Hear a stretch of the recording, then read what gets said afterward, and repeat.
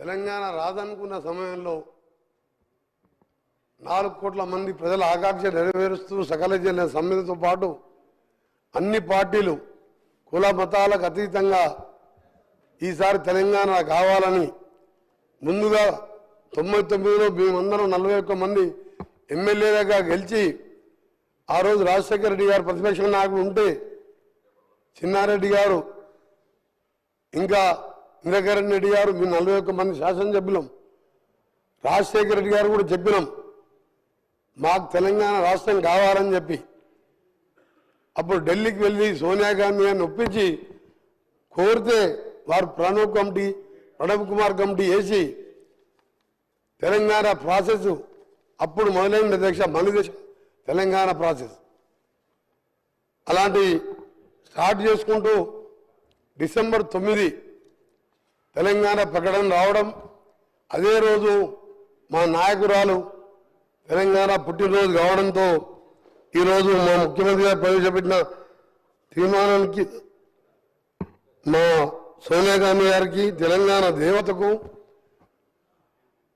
నా యొక్క శుభాకాంక్షలు తెలియజేసుకుంటూ వారికి మద్దతు ఇస్తూ ఈరోజు చరిత్రలో నిలిచిపోయే రోజు ఇది మన అస్తిత్వానికి ప్రతీకలైన వ్యవసాయం చేసుకునే తల్లిని ఇవాళ తెలంగాణ తల్లి రూపంలో గౌరవించుకునే సందర్భం 4 కోట్ల మంది ప్రజల కోరిక తీరిన రోజు ప్రకటన వచ్చిన రోజు నాకు 4 కోట్ల మందితో నాకు తెలంగాణ అంటే ఎక్కడ లేని అభిమానం అందుకే ఆ రోజు పిల్లలు చనిపోతుంటే ముఖ్యంగా మా నల్గొండ జిల్లా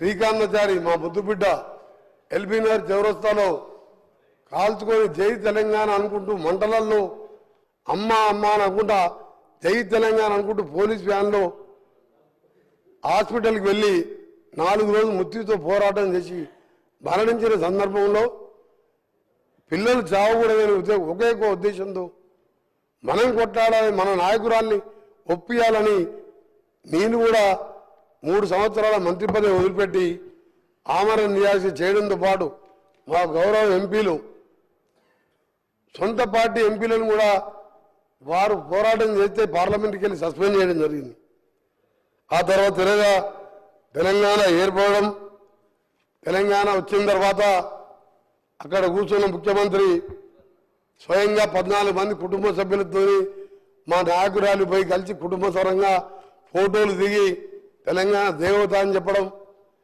ఇదే కుర్చీలో కూర్చొని మేము ఇక్కడ కూర్చున్నాం 2014లో వారు సరే 1,00,000 అబద్ధాలు చెప్పిండా 200 లక్షల అబద్ధాలు చెప్పిండా ఆ అధికారం వచ్చింది అక్కడ కూర్చున్నాడు మేము ఇక్కడ కూర్చొని మొదటి సభలో ఎవరు ఒప్పుకున్నా ఒప్పుకోకపోయినా సోనియా గాంధీ లేకుంటే ఈ జన్మలో కాదా మరో జన్మలో కూడా తెలంగాణ వచ్చేది కాదు ఆమె పుణ్యాన తెలంగాణ వచ్చింది అని చెప్పి సభలో అందరి సమక్షంలో వారు ప్రకటించడం జరిగింది నేను కూడా సభలో ఉన్నాం తెలంగాణ ప్రజలు ఉన్నది మీ రికార్డులో కూడా ఉన్నది ఈరోజు అలాంటి సోనియా గాంధీ పుట్టినరోజుతో పాటు తెలంగాణ అస్తిత్వానికి ప్రతీకలైన ఒక అమ్మ లాంటి తెలంగాణ తల్లిని ఈరోజు ఆవిష్కరించుకుంటూ పోతున్న సందర్భంలో వాళ్ళు ఆ నాయకుడు కనీసం వచ్చి శుభాకాంక్షలు చెప్పేది పోయి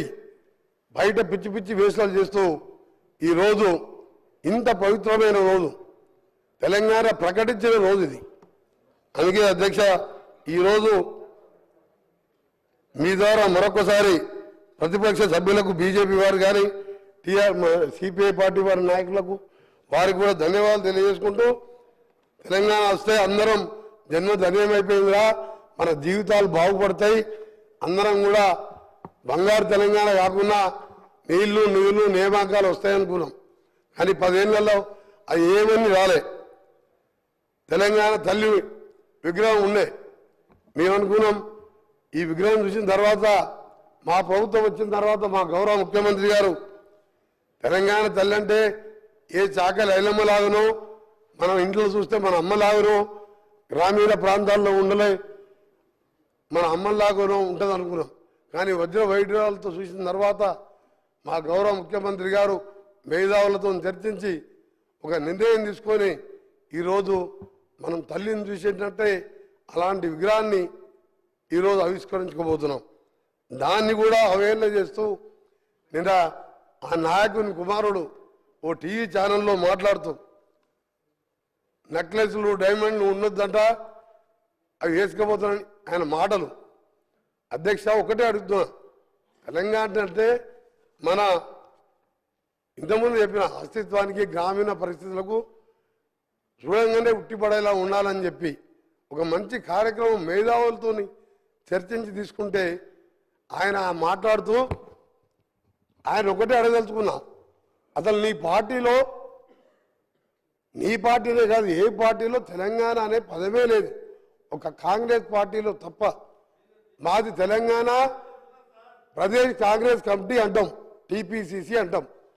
ఆయన టీఆర్ఎస్ని బీఆర్ఎస్ని చేసుకున్నాడు. ఇవాళ ఎక్కడో విగ్రహాన్ని తీసుకొచ్చి మేము ఇవాళ ఉట్టిపడేలా విగ్రహాన్ని తెలంగాణ తల్లిని రూపొందించితే నీకు తెలంగాణ గురించి మాట్లాడే హక్కే లేదు. వాళ్ళకు టీని తీసేసి బీ పెట్టుకున్నావు. మా పార్టీలో తెలంగాణ పీసీసీ ఉన్నది, టీపీసీసీ అంటాం. అధ్యక్ష అందుకనే మీ అందరికీ చెప్తున్నా ఒకటే, ఈరోజు సాయంత్రం జరిగే ప్రోగ్రాం మా గౌరవ ముఖ్యమంత్రి గారి ఆదేశం మేరకు మా అధికారులు మంచి ఏర్పాట్లు చేసాను. లక్షలాది మంది మహిళలు వస్తున్నాం. మా ఆర్ఎండ్బి శాఖ ద్వారా అన్ని కూడా ఏర్పాట్లు చేస్తున్నాం.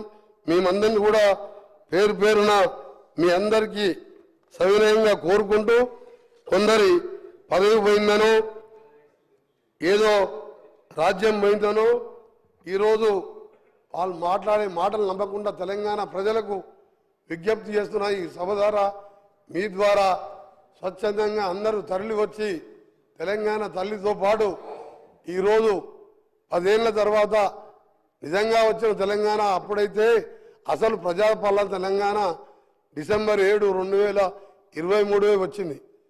ప్రజలు స్వేచ్ఛా వాయులు చీల్చుకుంటూ ఇవాళ సెక్రటరియట్లో వేలాది మంది కనబడుతున్నారు. ఒక సంవత్సరం కింద సెక్రటరియట్లో నాలాంటి ఎంపీలకు పాస్ అడిగితే కూడా ఇవ్వలే.